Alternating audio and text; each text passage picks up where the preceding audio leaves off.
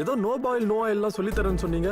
நெருப்பும் எண்ணெயும் இல்லாம சமைக்கிறதாப்பா நோ பாயில் நோ ஆயில். பர்னரே இல்லாம சவுத் இந்தியன் தாலி எப்படி பண்றதுன்னு பாத்துடலாம் வாங்க. அரிசிக்கு பதில் அவல அதே அளவு எடுத்து தண்ணில அலசி ஒரு 10 நிமிஷம் ஊற விட்டு வடிகட்டி எடுத்துட்டா போலன்னு சாதம் ரெடி. ஆனா நோட் பண்ணிக்கோங்க, வெள்ளை அவல்லையே கெட்டி அவல் தான் வாங்கணும். கட் பண்ண வாழைக்காய ஒரு டேபிள் ஸ்பூன் இந்துப்பு கலந்த தண்ணியில 15 நிமிஷம் ஊற விட்டா வெந்துடும். அப்புறம் அதுல ஒரு ஹீப்ரி டேபிள் ஸ்பூன் துருவன தேங்காய், கேரட், 1 டீஸ்பூன் மிளகுத்தூள், 1/4 டீஸ்பூன் ஜீரகத்தூள், உப்பு சேர்த்து பரட்டிட்டா வாழைக்காய் பொரியல் ரெடி. ஆனா நோட் பண்ணிக்கோங்க, வாழைக்காய சின்ன சின்ன துண்டா தான் கட் பண்ணி போடணும். அடுத்து ஒரு ஹீப்ரி டேபிள் ஸ்பூன் தேங்காய், 4 பீஸ் மாங்காய், ஒரு மீடியம் சைஸ் தக்காளிய தண்ணி ஊத்தி கூழா அரைச்ச விழுதுல உப்பு சேர்த்து காஞ்ச மாங்காவையும் 2 டேபிள் ஸ்பூன் சாம்பார் பொடி, தேவைப்பட்ட கொஞ்சமா உப்பு சேர்த்து நல்லா கலந்துட்டு கருவேப்பிலை கொத்தமல்லிய தூவிட்டா சாம்பாரும் ரெடி. ஆஹா, தேங்காய் பால் பாயசம்ல ஆரம்பிச்சு ஊறுகாய், கேரட் பொரியல், பீட்ரூட் பொரியல், வாழைக்காய் பொரியல், சாதம், சாம்பார், பச்சை புளி ரசம்னு காயோட சேர்த்து